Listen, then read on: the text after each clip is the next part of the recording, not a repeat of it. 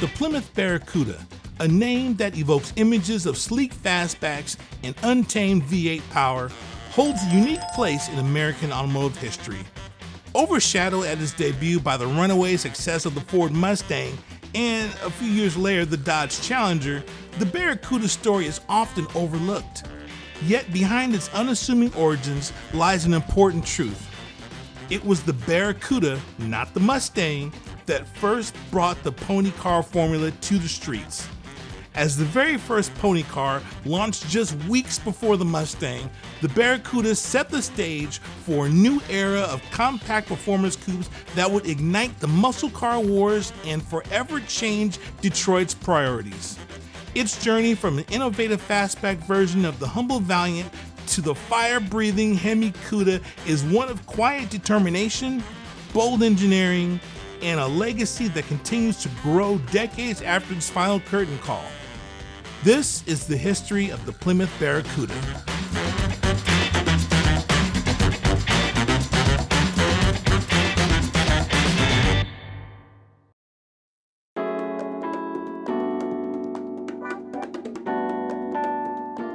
It all began after World War II veterans returned to the States.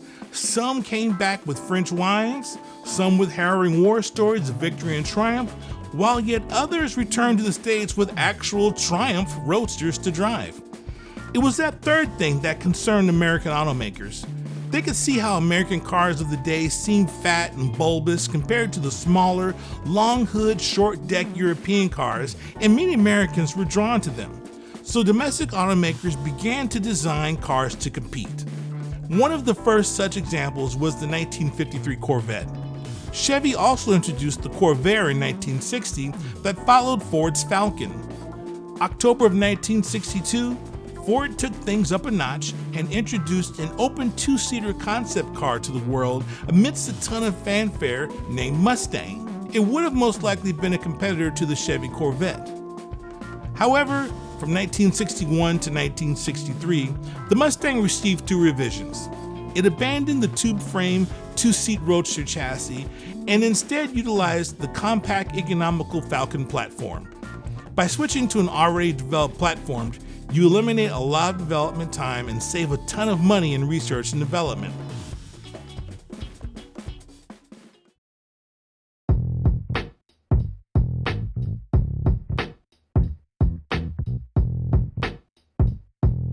It seemed everyone was developing a sporty compact car, and Plymouth would not be left out. Chrysler was neck deep in researching the turbine car at the time, so anything Plymouth could come up with would be on a shoestring budget. They would be using an existing platform, and the closest they had was the Valiant A-body as a base. Ford built the Mustang the same way, from the Falcon, except instead of keeping most of the body panels the way Plymouth did, the Mustang used all new body parts and a few underbody pieces. Chrysler stylist Irv Ritchie sketched out a fastback version with other styling cues to differentiate it from the Valiant. Chief stylist Elwood Engel oversaw the design with fellow designers Irv Ritchie, Dave Cumming, and Milton Antonic. The end result was a sporty compact that had the potential of boosting sales lost to cars like the Corvair and the upcoming threat in the Mustang. During its initial development, they called it the Panda. Yeah, the Panda. I looked up cars named Panda and came across the Fiat Panda. Yeah, no. Fortunately, practically every other designer probably had the same nightmarish visions I did, and they were open to any other name. That's when Chrysler designer John Sampson saved the day by naming the car the Barracuda. Thanks, John. The 106-inch wheelbase Barracuda would not only share the Valiant platform, but it also utilized the headlamp bezels, hood, doors, quarter panels, windshield, A-pillars, vent windows, and bumpers. In fact, the 64 Barracuda displayed the Valiant name on the rear panel, actually making it more of a trim level to the Valiant rather than the Barracuda being its own car. The rest was specific to the Barracuda. The front grille was reworked for a more aggressive look, and the new fastback design required a collaboration between Chrysler and Pittsburgh Plate Glass, now known as PPG, to provide the largest rear window glass on a production car to date. Aside from the new fastback trunk, the rest of the car, along with the taillights, were very similar to the Valiant. There were 13 colors available: gold, ebony, light blue, medium blue, dark blue, sandalwood, light turquoise, medium turquoise, dark turquoise, medium gray, ruby, signet royal red, chestnut, white, light tan, and medium tan. The interior was also similar to that of the Valiant, sharing both Valiant and Barracuda badges.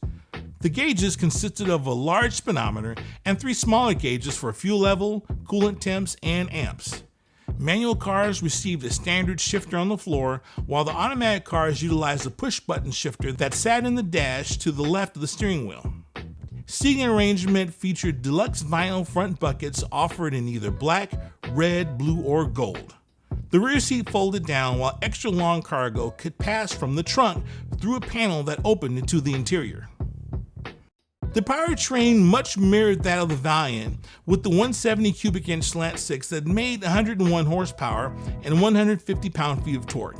Next up was the 225 cubic inch slant 6 with 145 horsepower and 215 pound-feet of torque. The lone V8 engine was the solid lifter 273 LA engine, producing 180 horsepower and 260 pound-feet of torque. Both 6s utilized 1-barrel carburetors, while the V8 was supplied with a 2-barrel carburetor. Transmission choices varied depending on engine choice. The TorqueFlite 3-speed automatic was available on all engines, just like the 3-speed manual. However, the 4-speed manual with her shifter was available on only the 225 slant 6 and 273 V8. Exhaust gases exit out the rear via single exhaust for all cars. Power was transferred to the ground via the 7 1/4 open rear end with optional sure grip and the standard final drive of 323. Ratios of 293 and 355 are optional. The front suspension setup was of the torsion bar design with leaf springs in the rear. This was the same for all cars. Drum brakes at all 4 corners were standard for all cars, with front discs optional.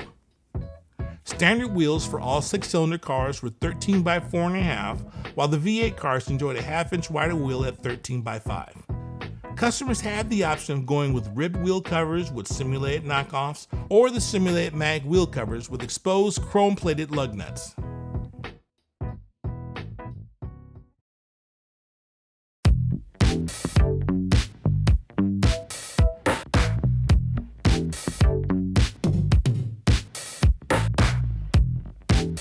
Now, when you hear the words pony car, you think of Ford's extremely popular Mustang. While you're not wrong for thinking of the Mustang as a pony car, perhaps even the epitome of the pony car, it wasn't the first pony car. If you want to get technical, Ford introduced the Mustang as a 65 model on April 17, 1964, extremely early for the 65 model year. And not to mention that Ford made a few changes from the early models, hence the early versions being referred to as 64.5 models. However, Plymouth released the 64 Barracuda on April 1st, a full 2 weeks before the Mustang. Both cars were developed with the same purpose in mind. They were direct competitors, and both cars were similarly equipped. Even their performance was similar. However, their looks and public reception couldn't have been more different. Comparing the two, the Barracuda shared the basic shape with the Valiant. It even had the Valiant name on the back. The Mustang, on the other hand, looked nothing like a Falcon. It possessed a sporty look, a youthful appearance, and 3 body styles to offer. With Ford's advertising campaign and marketing strategies, the 65 Mustang proved to be extremely popular. Unfortunately, way more than the Barracuda.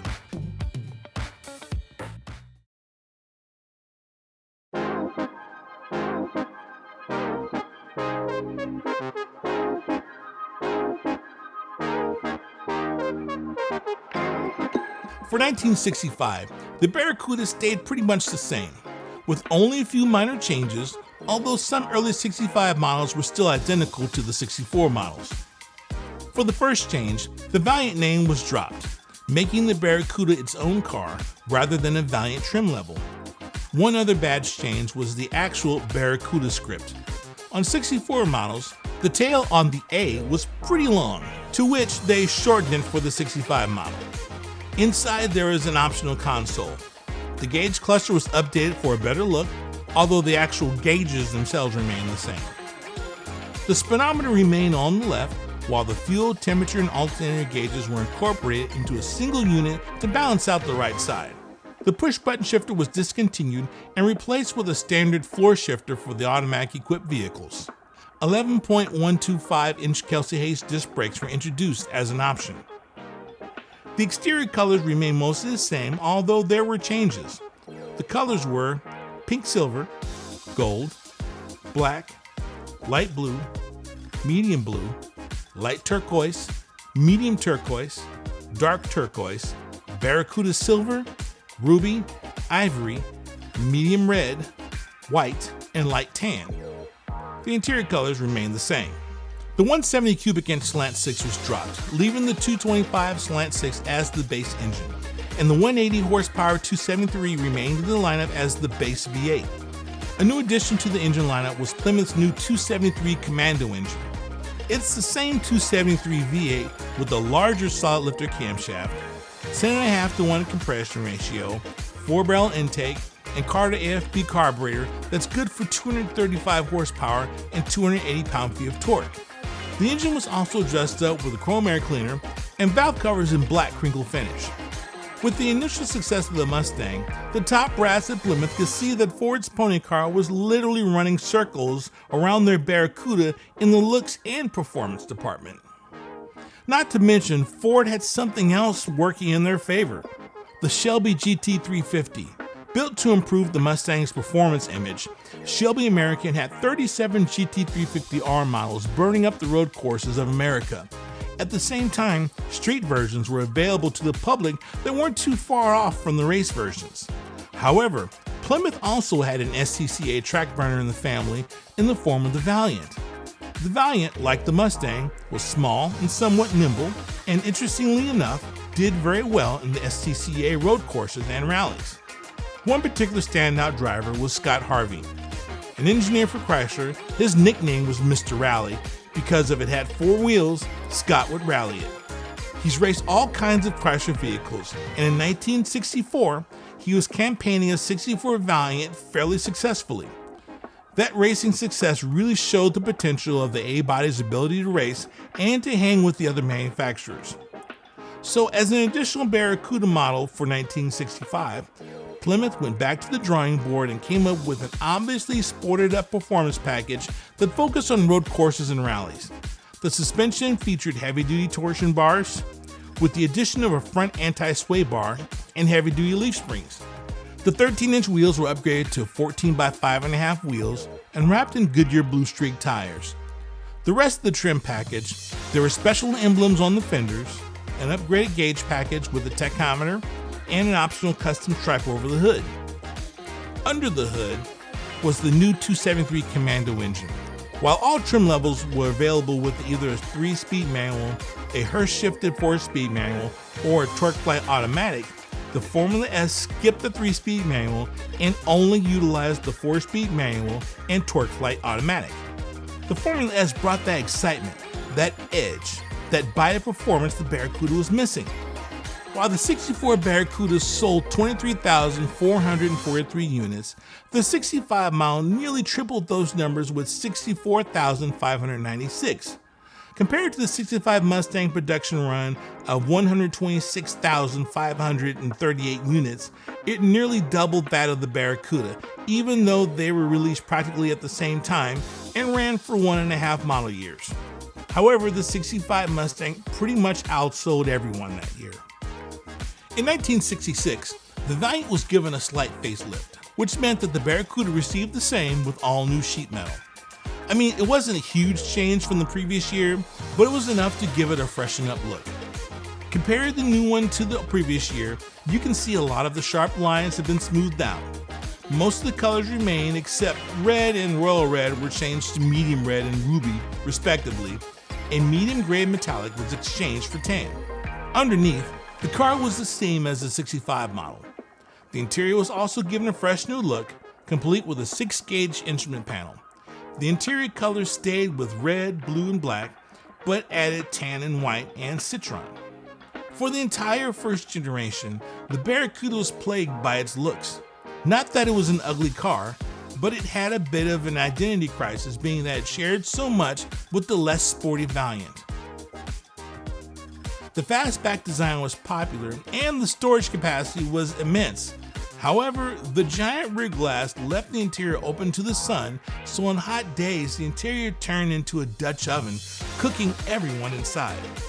Also, with the glass being the biggest ever at the time, replacement cost was pretty hefty. Overall, the 66 Barracuda remained a solid performer in spite of production dipping to 38,029.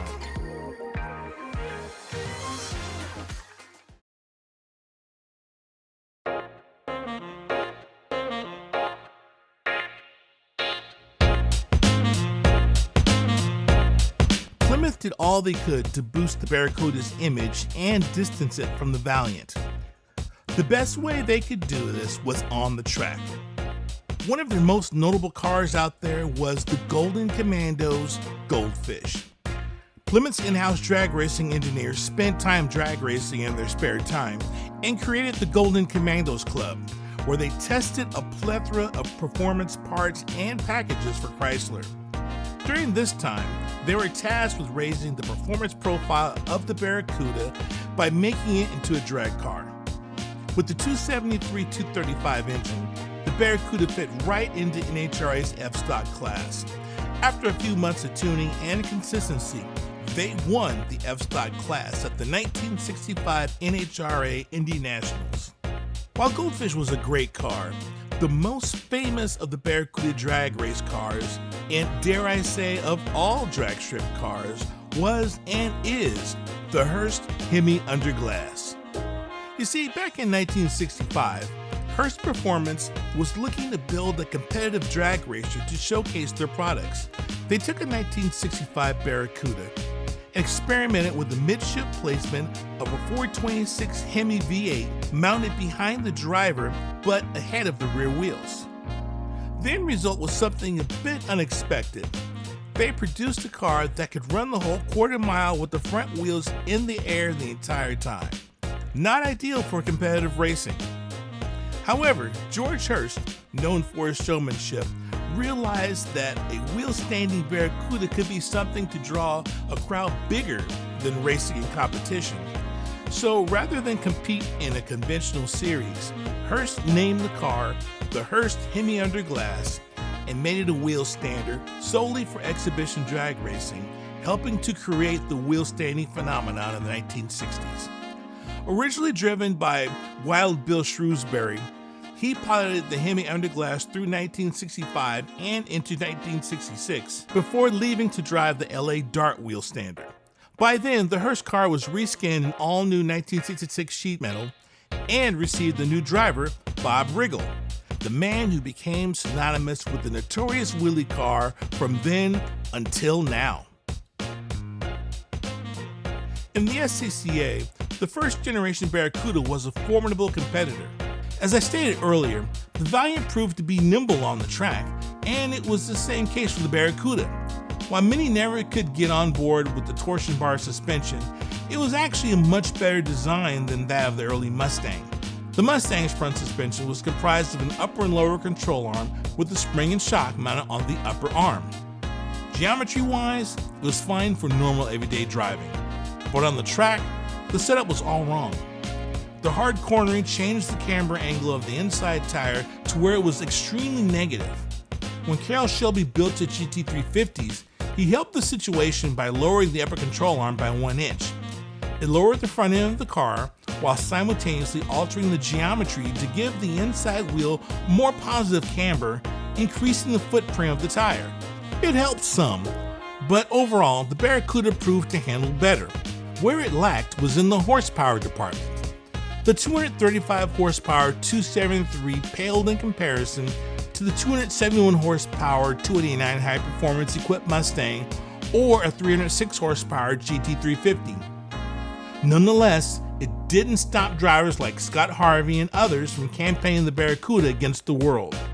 There were several race teams out there like Team Starfish that included Scott Harvey and Group 44. One particularly famous Barracuda pilot was Richard Petty, campaigning under the name of Dick Petty. When it came to drag racing, again, the Barracuda showed itself to be extremely competitive. Just like SCCA racing, privateers were everywhere.